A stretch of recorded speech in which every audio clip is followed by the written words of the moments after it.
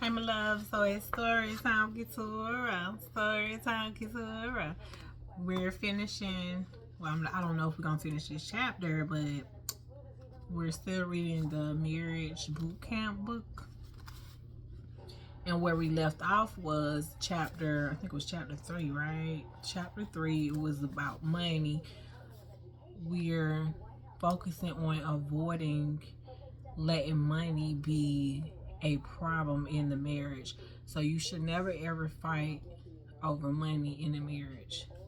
And if you have, it's time to repent, ask God to forgive you, pray with your spouse about the situation so the situation can be turned around for better and to focus on the better, focus on the change, to not fight about money in the marriage. All right, so creating a budget. As we have seen, conflict in marriage about money has many different facets.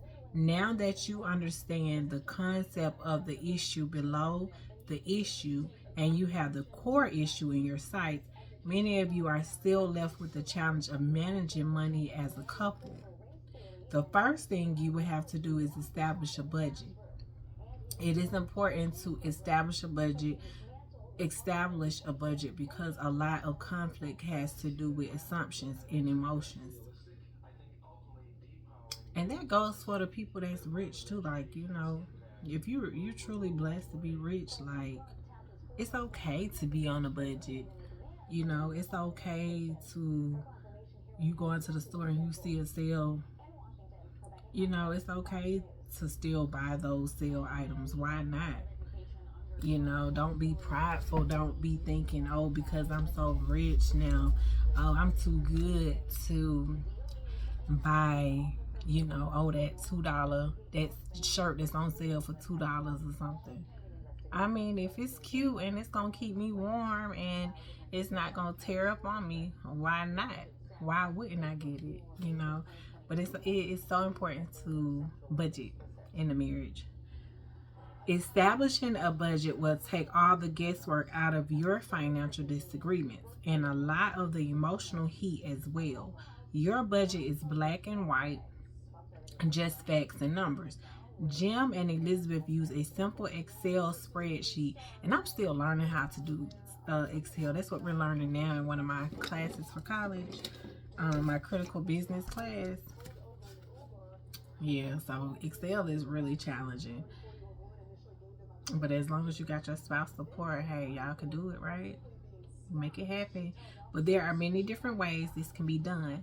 There's a lot of information available on how to create and maintain a budget, but Miriam Caldwell, an expert on finances for people in their 20s, breaks it out in 3 simple steps in her article on Money for 20s s20s.about.com about how to budget as a couple. First, you need to determine the cost of your essential household needs. This will include things such as rent or mortgage payments, property taxes, tuition, utilities, commuting costs, groceries, car payments, health insurance, and debt payments. We also recommend including a fixed amount to put into your savings account every month. These are your fixed costs that needs to be met before you begin to budget for your purchases. Some fixed costs are almost impossible to change, such as student loan payments, while with others there is wiggle room. For example, you could save money by buying a less expensive car, cutting back on groceries, or renting a smaller place.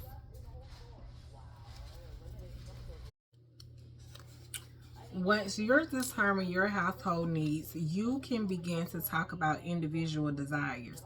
These can include everything from gym memberships, clothing, haircuts, to eating out, movie tickets, or buying Christmas gifts. Some couples find easy agreement on what constitutes a reasonable amount to spend on these purchases, but sometimes it's a real struggle. For example, men and women often expect to spend very different amounts on things like clothes and hair care, and one of you may have an expensive hobby that the other doesn't share. You may be inclined to give your spouse a hard time about how much he spends on video games, or her, or how much she spends on spend classes. Recognize that your needs and wants are different, and that's okay. It's important to compromise. Look at your income and decide together how much you can afford on joint expenses such as dining out for separate purchases, rather than fight about whether it's reasonable to spend $20 on a manicure. You want to set up an allowance for each of you to spend on your wants without being accountable to the other person. Once you have set up your budget, you both need to take part in tracking your spending. A weekly meeting usually works well. During this meeting, you can discuss where you are in working toward your goals. Additionally, you can talk about how much money you have left in each category versus any planned expenses. You can adjust your categories as needed. At the beginning, you may need to go over this every night, but eventually you can do it just once a week. Financial software can be helpful. We like ones that you can sync on your phone, but work out whatever system you prefer. I think I'd rather have it written out, because the digital world will fail. So you can always write it out. You can eliminate what you write out so you don't get the, like the writing ink won't get faded or whatever. Another try and true program that we highly recommend is Dave Ramsey class, Financial Peace University, and his book, The Total Money Makeover.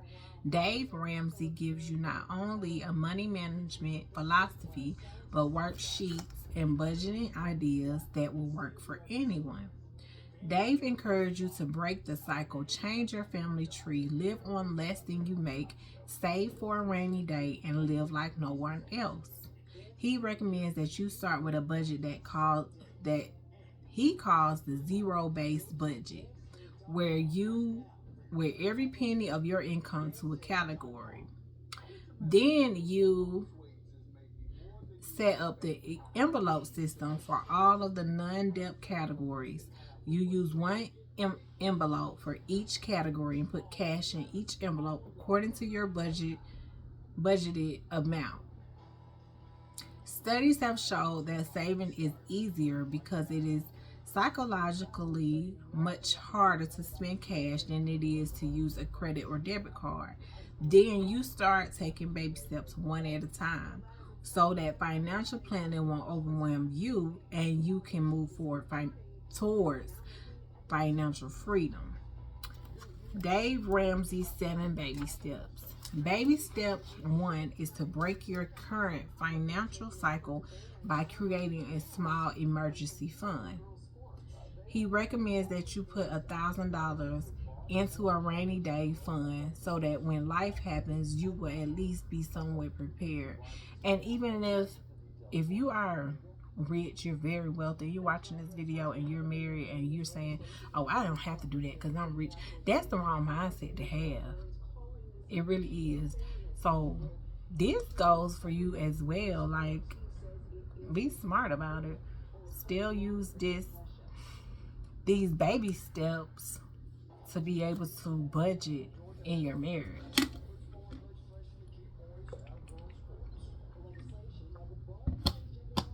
Because that money could disappear just like that. And what you gonna do?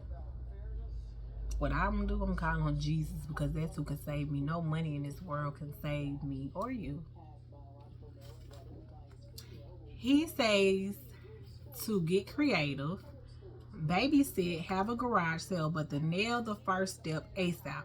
Baby step 2 is to get rid of the debt. This is a process in which you attack and eliminate each of your debts Accept your house payment from smallest to largest.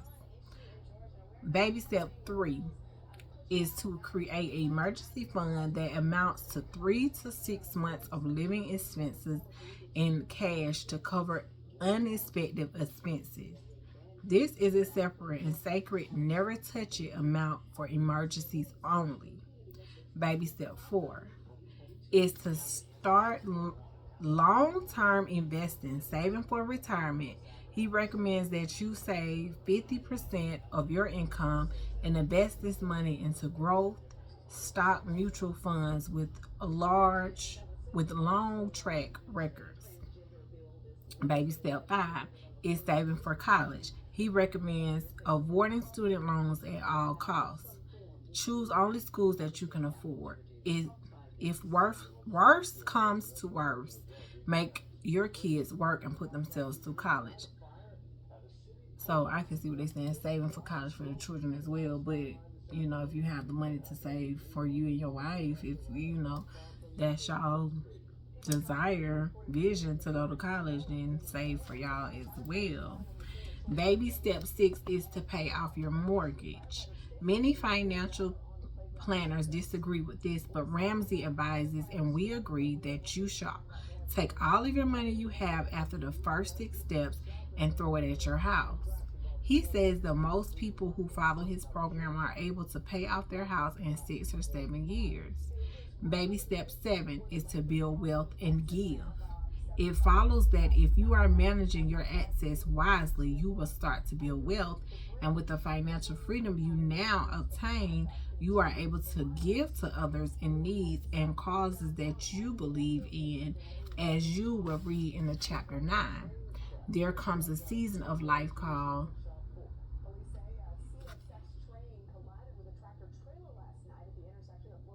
generativity. I may be saying this word wrong, y'all. Sorry. I'm gonna spell it for you, and then you can pronounce it. And then if you want to correct me, be my guest. Please help me, okay? So it's GENERATIVITY. When having a sense of purpose and giving back, because the core driver of fulfillment. And without this, a person is left feeling disconnected and useless. You cannot be successful in this stage of life if you are financially imprisoned.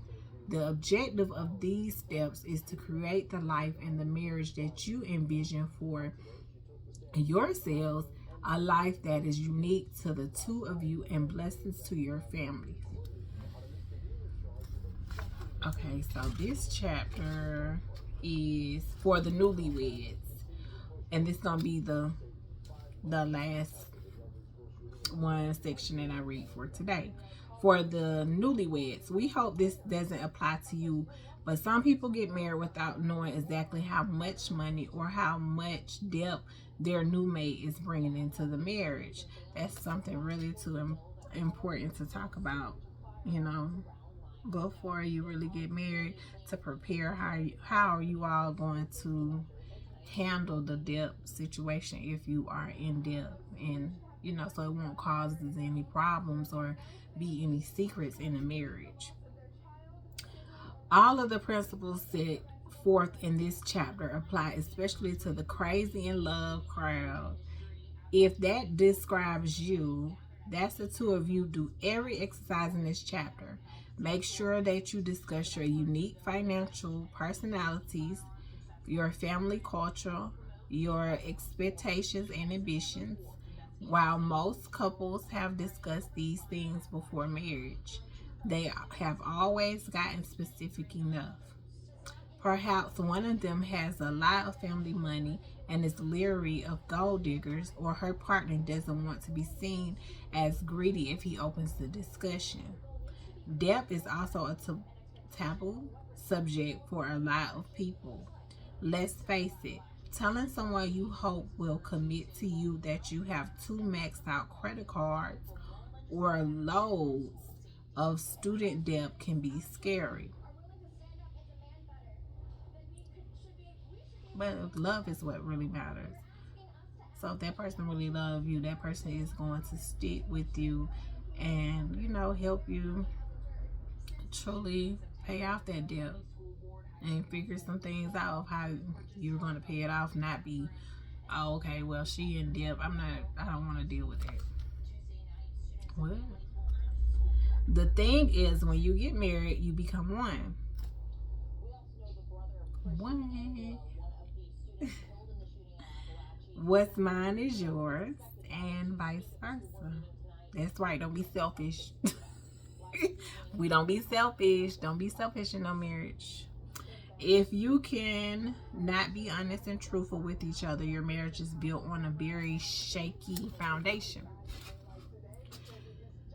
All right, so that is for tonight. That is it. I will be back another day. I'm not sure when. Yeah, so all right. I hope you enjoy story time, marriage boot camp. All right, love you all. Peace and love.